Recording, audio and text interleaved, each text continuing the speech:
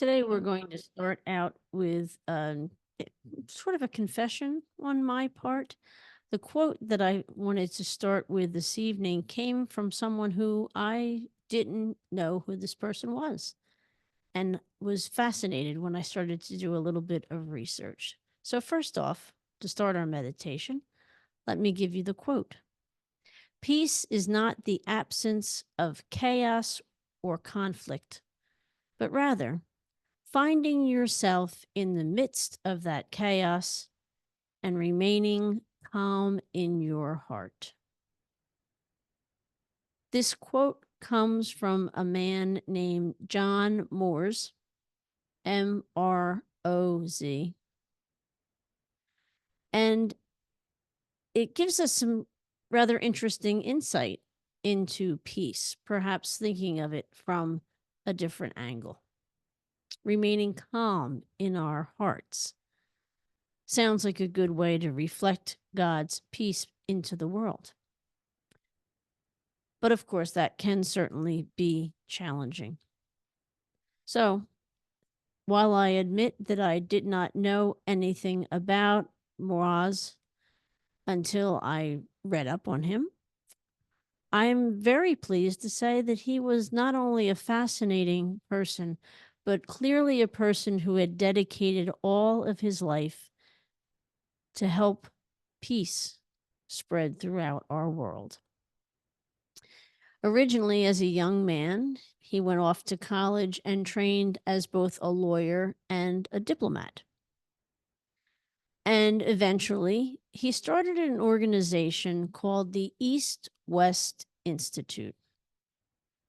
This was an international, not for profit, nonpartisan think and do tank focused on international conflict resolution through a plethora of different means, such as organizing, hosting international conferences, and then writing publications that were particularly attentive to specific combative issues throughout the world.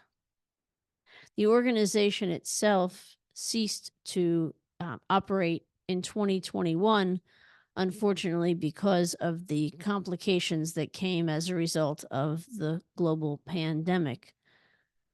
But the work that this institution did, and the work specifically done by the founders, has effectively brought many combative situations throughout the world to a place of peace. So, if you have an opportunity to do a little research into this gentleman's background and the kinds of things that he was engaged in, I think you'll find, like I did, that he really, his life goal was to focus on how to bring our whole world to places of peace. And so I would like to now offer the hymn that I've chosen for today. And this hymn is all about going out into the world and hopefully bringing peace and working toward peace. So, without further ado, take a moment or two to settle into the place where you are. Take a few deep breaths.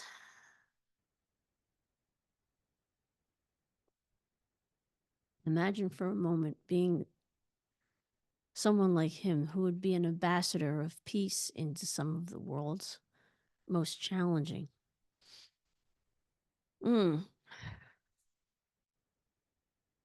Difficult situations.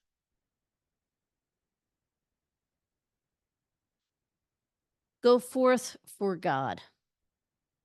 Go to the world in peace. Be of good courage, armed with heavenly grace. In God's good spirit, daily to increase, till his kingdom we behold his face. Go forth for God. Go to the world in love.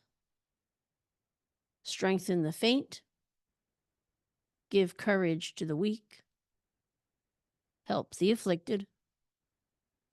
Richly from above his love supplies the grace and power we seek.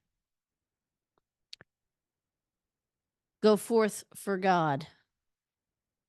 Go to the world in strength. Hold fast the good. Be urgent in the right. Render to no one evil. Christ at length shall overcome all darkness with his light. Go forth for God. Go to the world in joy, to serve God's people every day and hour, and serving Christ, our every gift employ, rejoicing in the Spirit's holy power.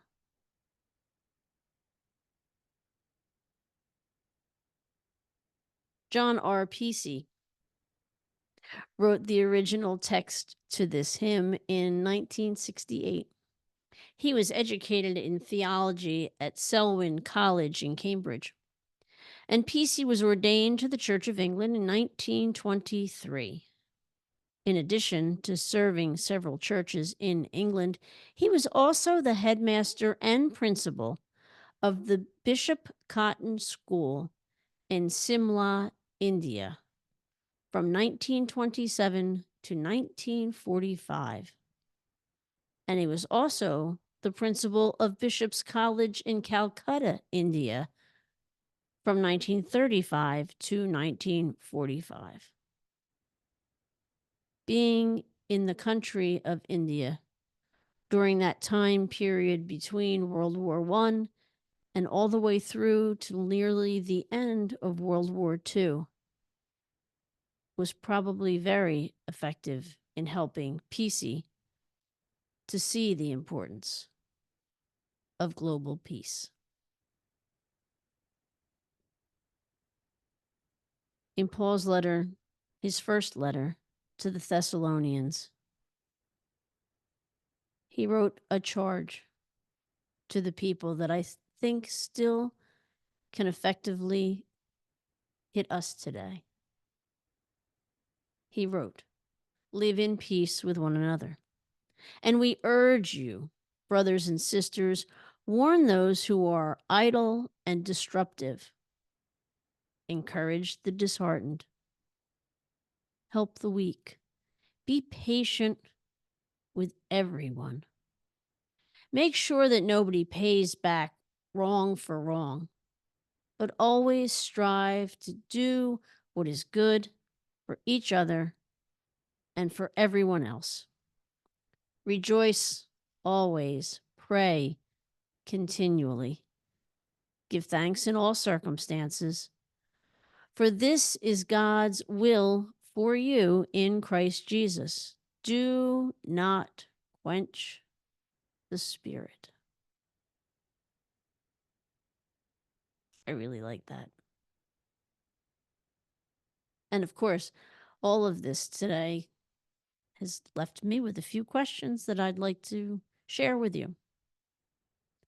First off, how do you feel about that definition of peace that was offered by Roz? Is it challenging to find peace in our hearts in the midst of chaos? And from the hymn itself, what do you think it means to go forth for God? How does that feel? And how do you see that being lived out in your own life?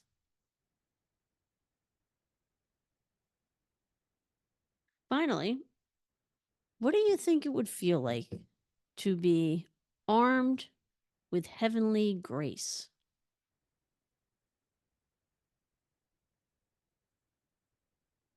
So I'll leave you at peace with those few questions and hopefully see you back again tomorrow. when we can take on another of our hymns. It will be the last of the ones covering the topic of peace.